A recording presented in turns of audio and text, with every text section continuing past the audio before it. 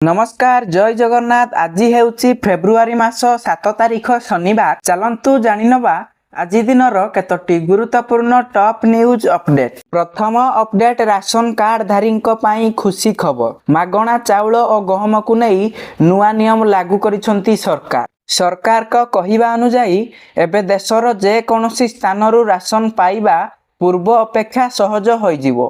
काम पाई अन्य राज्य को जाउथिबा लोकमानंकु आउ स्थानीय राशन कार्ड पाइबार आवश्यकता पड़िबो नाही।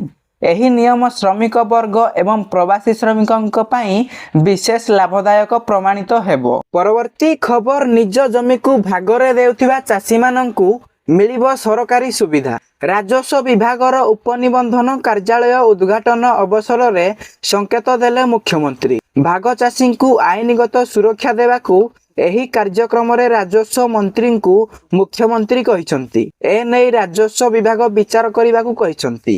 एही आईन आसिले भाग चाषी माने मध्य सरकारी सुविधा पाई परिबे। परवर्ती खबर फिटिबो जातीय जलमार्ग। आगकू ओडिशा रे जलपथरे कोयला एवं तैल परिवहन हेबो। ब्राह्मणी नदी रे चालिबो जहाज।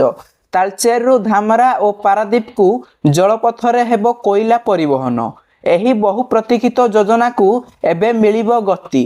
मोदी सरकार एथर बजेट रे जातीय जलपथ NW5 घोषणा करिबा परे ओडिशा रे परिवहन नुआ आशा संचार होईची। राज्य परिवहन विभाग सूचना अनुसार खनिज बहुल तालचेर एवं अनुगुलरू शिल्प हब कलिंगनगर एवं बंदर नगरी पारादीप एवं धामरा को संजोग करिबो NW5।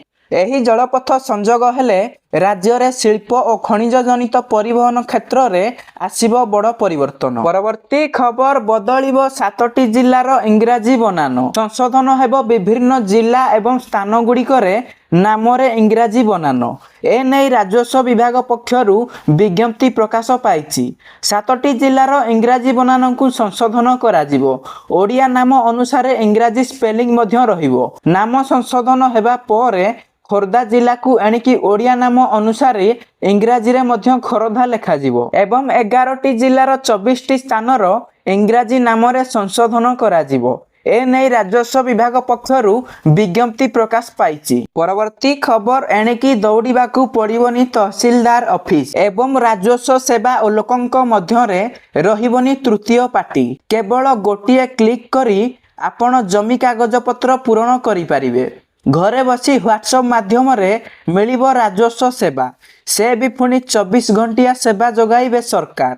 एहार शुभारंभ करिसंती मुख्यमंत्री मोहन चरण माझी। परवर्ती खबर चाषींक पाई हाईकोर्ट को बड़ राय। पंजीकरण न करिथिले भी बिकी पारिबे धान। धान किनिबा प्रक्रिया पीपीएस पोर्टाल रे नाम पंजीकरण होई नथिबा दर्शाई चाषी माननकु धान बिक्री रु वंचित करा जाई पारिबो नाही। ए नै हाईकोर्ट गुरुत्वपूर्ण राय दैछंती। अदालत कहिसंती जे सरकारक धान संग्रह व्यवस्थार मुख्य उद्देश्य हेउची चाषींक कल्याण एवं सेमानकु उत्पादन वृद्धि पाई उत्साहित करिबा। केवल पोर्टाल रे नाम पंजीकरण होई नथिबा भली केतेक वैषयिक कारण पाई गरीब चाषींकु सेमानक जीवन जीविका रु वंचित करि पारिबे नाही बोली हाईकोर्ट को तांको राय रे कहिसंती।